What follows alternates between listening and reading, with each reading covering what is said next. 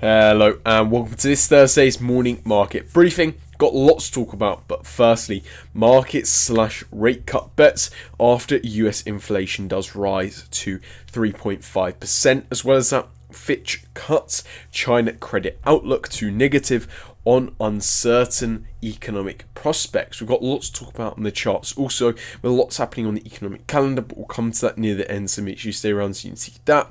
Before we get straight into it though, make sure to subscribe. But the first article to talk about is to do with rate cuts. Now, traders have now slashed their bets on the Fed cutting interest rates as soon as expected. This comes following yesterday's inflation figure, US inflation figure, proving that there was still more to do in relation to fighting price rises. Now, of course, this was a figure which we had kind of been talking about and looking forward to this entire week thus far, and that was largely because ultimately this figure is going to be, very much important to us, kind of creating our own opinion and understanding what the Fed's monetary policy will be over the coming year and coming months. And so understanding where inflation's at was very, very important. Now, of course, since maybe January, February of this year, we've really seen a change in the inflation data that we've been seeing, with ultimately, the kind of decreases in inflation that we were maybe seeing ending off last year, or, throughout the end period of last year, really kind of not being the case anymore, and we've largely seen the US inflation figure stay where it's been now for quite some time, if not rising.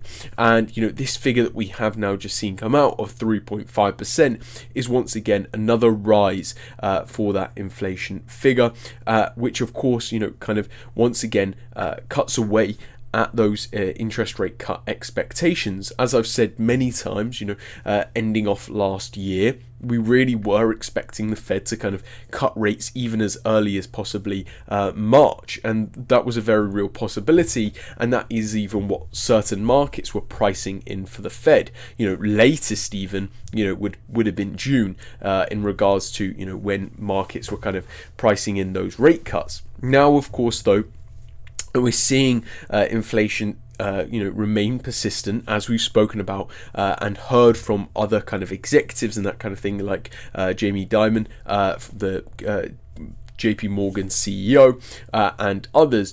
We're once again kind of reaffirmed with the idea that possibly inflation is here to stay, and therefore the Fed is going to have to still do more to actually bring inflation down to those levels which the president, the people, and the Fed ultimately are going to be happy with. So this is certainly a very interesting situation. Now, this figure obviously comes off the back of also last week's strong employment figures that we were seeing, and other strong US economic data, which once again kind of added to the image that was shaping up that basically US inflation is going to be persistent, US inflation is going to stay, and this is something that the Fed is going to have to deal with for quite some time now, and is not something that it can simply forget about and start cutting interest rates. But ultimately, I think what's interesting here is obviously how, of course, this kind of figure will now affect how many interest rate cuts we are expecting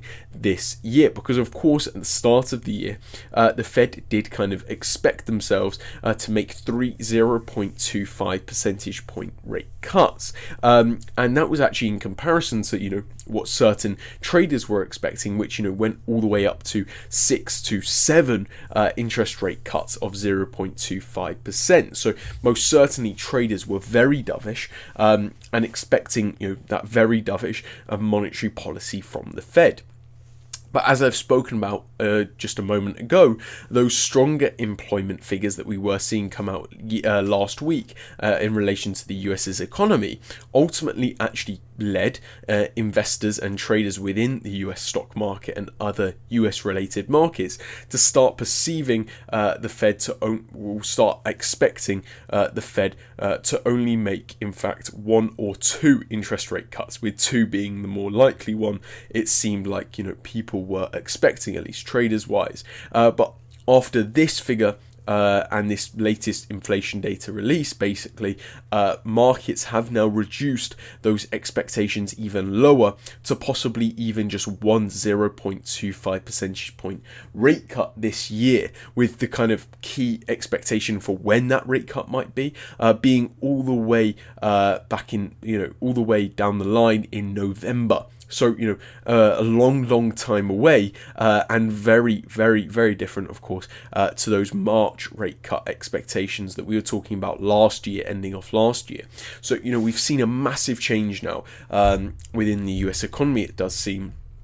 And US executives, as I've said, and the Fed and the US president, as we'll get into, are all kind of coming to terms with that, it does seem. The question will be, of course, now how this does affect markets. We do know that US equities, for example, over recent months, weeks, really have been rallying to great extents, really since, October, November of last year, when we really started to kind of look at the markets and look at the Fed's outlook in a more dovish manner.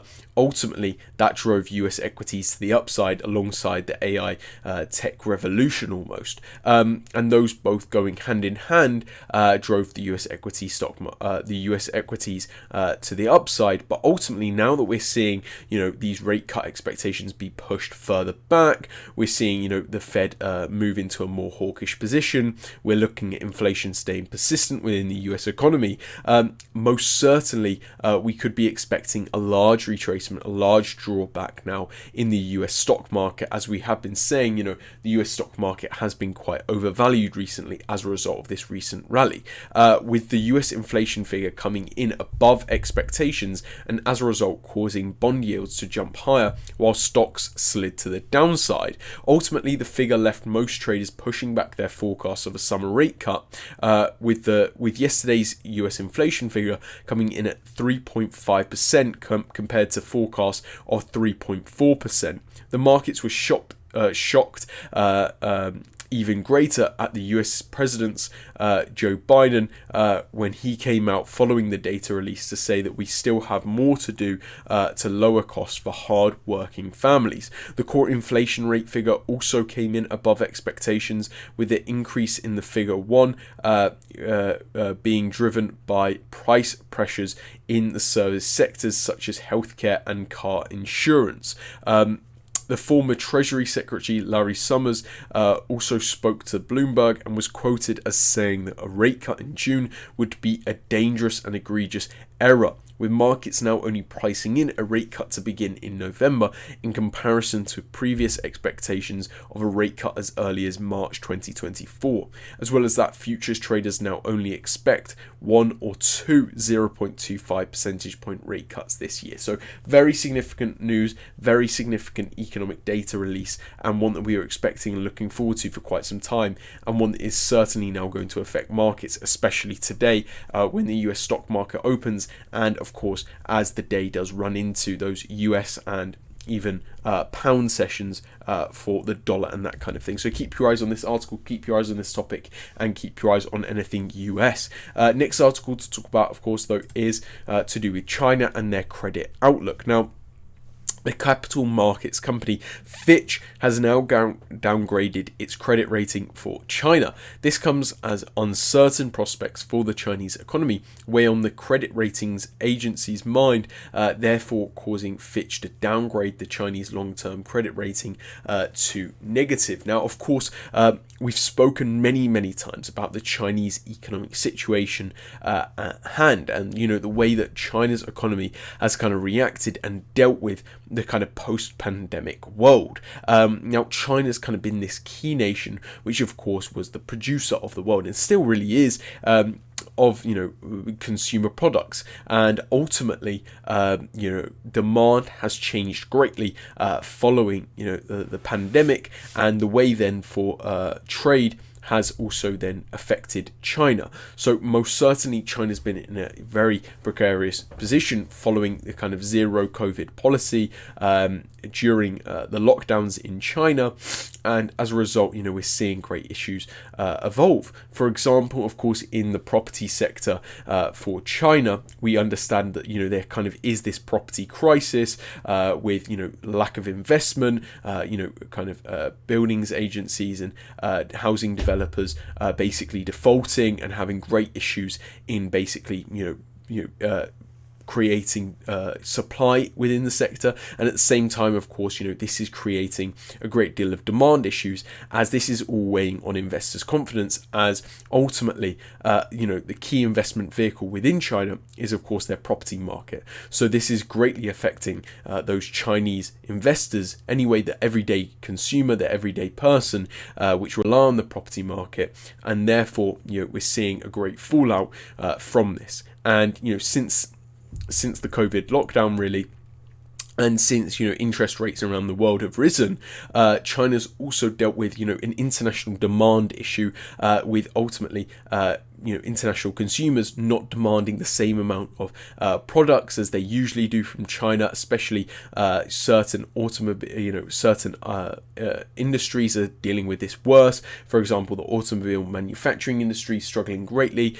We spoke about yesterday with the Chinese EVs that were being exported with no kind of actually end point to kind of sell them to, and all these kind of issues are definitely evolving within China. And we've spoken before about Moody's and other ratings agencies downgrading China's credit outlook, and ultimately now it seems like Fitch, a very important credit ratings agency, has also now come out and basically downgraded China's outlook. Now, the Chinese finance ministry instantly hit back against Fitch by saying that basically Fitch's rating system has failed to effectively anticipate the positive role of fiscal policies in promoting economic growth. This all comes at a time where China has ultimately been struggling to boost growth, and since the pandemic, China has been dealing with multiple economic challenges, including a lengthy property crisis, as well as high local government debt and falling foreign direct investment. In an effort to resolve such issues, the CCP has invested resources into the manufacturing and high-tech sectors, whilst curbing the spending of indebted local governments. Fitch, however, forecasts only 4.5% growth in China this year, compared to 5% forecasted by the Chinese government, which is still the lowest figure in decades and still seems extremely difficult to achieve. So, a very important article here, and a very worrying image kind of coming over China's economic situation, but definitely keep your eyes on China. Lots of things happening there at the moment. That's all to talk about in the articles, though. Next to talk about, of course, is the charts, where we do have quite a bit happening. And as you can see here, of course, we are on the US 30, the Dow Jones, talking, of course, about what's going on with US equities, of course, following the US inflation rate figure that we did get yesterday. And as I did kind of cover shortly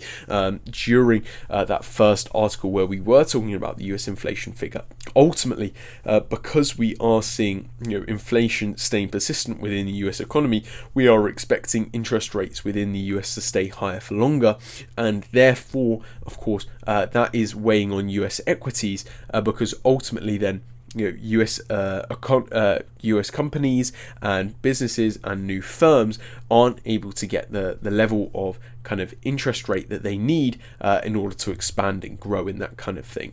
And so if they're not able to do that, well, as a result, we're not going to see that growth that we usually do within the US economy, or that we really did see during those low interest rate eras before this recent inflation rise that we have now seen take place post lockdown.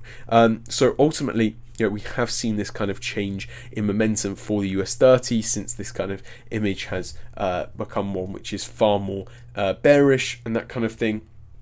and therefore price has dropped to the downside. But in yesterday's market action, that's where we really did see price drop all the way from this 50% Fibonacci retracement level down through this recent low and through this key liquidity zone, which was kind of acting as the bottom of the market. So a very key breakthrough there, and of course now the question will be where will price kind of retrace back to before continuing lower, because ultimately, you know, the picture now for US equities does seem quite bearish, and you know, it does seem like now that we will be expecting a continuation to the downside somewhat, at least for price, for, you know, the dollar, for US equities, pardon me, to kind of, you know, retrace, regain that liquidity, find the actual, you know, the real price before then continuing higher. An interesting kind of note to make though on the other side of that is, of course, that on the kind of shorter kind of periods here, you know, on the RSI index, we are of course seeing, you know, a bullish divergence form, as we saw of course on the inverse with this bearish divergence taking place not too long ago, just before this recent reversal. So maybe we've got some upside potential still, but you know, definitely keep your eyes on US equities and the US 30. Next to talk about though is of course the dollar. So still on the topic of the US, of course, but this will be the key kind of thing to talk about today, ultimately because of that US inflation figure that we did receive yesterday. And as you can see here, price did shoot massively to the upside on the dollar following that recent news off this 6180 Fibonacci retracement level, and price has now broken above this key liquidity zone, which did act as a really key area of resistance recently when price did make its way up to there, as you know, people were seeing, you know, the Fed's rhetoric kind of become far more hawkish. So that certainly happened recently. I think what's interesting to note though is, you know, despite receiving that US inflation figure, which is causing markets to now expect interest rates to not be cut maybe until November, you know, price still hasn't reached the levels that we were seeing back around, you know, last year in October, when we were still kind of getting a lot of very hawkish rhetoric from the Fed. So ultimately, you know, price still has all this territory really to reclaim, should it look to, you know, kind of find its way back up to those areas, which, you know, kind of maybe fits the current kind of interest rate climate that we've been talking about. So, you know, there's certainly more upside potential for the dollar at the moment, and we could definitely be seeing a kind of reversal now take place, with price finally breaking above this liquidity level and then continuing higher all the way back up to these older levels. So lots to look out for on the dollar. Staying on the topic of the dollar really, you know, moving on to pound USD. I know we don't talk about the pound dollar a lot, but ultimately just following, you know, the data that we did get, you know, yesterday in regards to US inflation, I thought it looked like a better pair to kind of analyze than the usual pound yen that we talk about in regards to the pound. And, you know, just like on the inverse to the dollar, you know, we have seen price sell off as, you know, kind of the pound becomes less valuable against the dollar, as now it does seem like, you know, we're expecting possibly the Bank of England to actually cut interest rates now before the Fed does, which is a massive change if you've been, you know, looking at the markets and listening to these morning market briefings for quite some time. So price has sold off from that 6180 yesterday, and, you know, has moved in a very significant fashion to the downside. That said, price is now interacting with this very key liquidity zone that we've had marked out for some while, which does offer us some maybe short-term retracement opportunities and getting in once again on the continuation to the downside. That is why I did draw out this kind of key liquidity zone. I don't think price is yet at kind of one. Oh no, yeah. So, you know, should price retrace from these current levels, you know, price could definitely, you know, hook back on itself and react once again, either from this 2360 or even that 3820, which lines up with that key liquidity zone, before continuing lower and breaking through this liquidity zone. So lots of opportunities still on pound yen. Next to talk about is euro USD, which has kind of now formed a double bottom after continuing lower, after, of course, that US inflation figure. Once again, though, this double bottom is creating another retracement break, hook and go pattern opportunity, with price definitely in a position where, you know, it could retrace up to that 2360 or even 3820 before continuing lower and reacting to those key liquidity zones. Next to talk about though is of course Bitcoin. Not as much to say on Bitcoin as the other pairs, but ultimately price has now retraced this 6180 and is reacting to that level, so maybe some upside opportunity on Bitcoin. That said, Bitcoin is influenced by the Fed's interest rate, and so ultimately, if we think rates are going to stay higher for longer, what's the value in putting your money then in another asset like Bitcoin? So possibly, we don't have that opportunity at the moment. Next to talk about though is gold, which is kind of selling off from these highs. That can be expected with the kind of recent US inflation figure, which is now influencing many to kind of believe that the Fed will actually keep rates higher for longer, and therefore making gold less valuable as a hedge against inflation. Lastly to talk about though is oil, which once again has now peaked above that $90 a barrel level and is pushing once again into this area of liquidity after kind of bouncing once again off this area of support. So interesting levels and interesting patterns being created on oil. Lots to look out for on there though, as Middle East tensions are of course escalating in regards to Israel and Iran, so keep your eyes on all of that. That's all to talk about on the charts though. Lastly to talk about of course is the economic calendar. We're not getting too much data today, but still some very, very important figures to listen out for. Firstly, we'll be getting the Chinese inflation rate figure, followed by the Chinese producer price inflation figure. Followed by that, we're getting the Italian industrial production figure, and then followed by that, and most importantly, we're getting the ECB's interest rate decision and press conference today. So that will be definitely affecting Euro USD, and could definitely, we could definitely then see a great deal of volatility within the markets. Next to talk about though is of course the US producer price inflation, which we're also getting as well, which is also another high impact figure that will be moving Euro USD. And then finally, to end off the day, we're getting numerous Fed officials speaking with their respective speeches. So lots to listen out for and lots to look out for on the economic calendar. You've got lots in the articles, lots in the charts, and lots in the economic calendar. That's all from Wildwood Capital though. Hope you have a great trading day. Have a great one. See you later.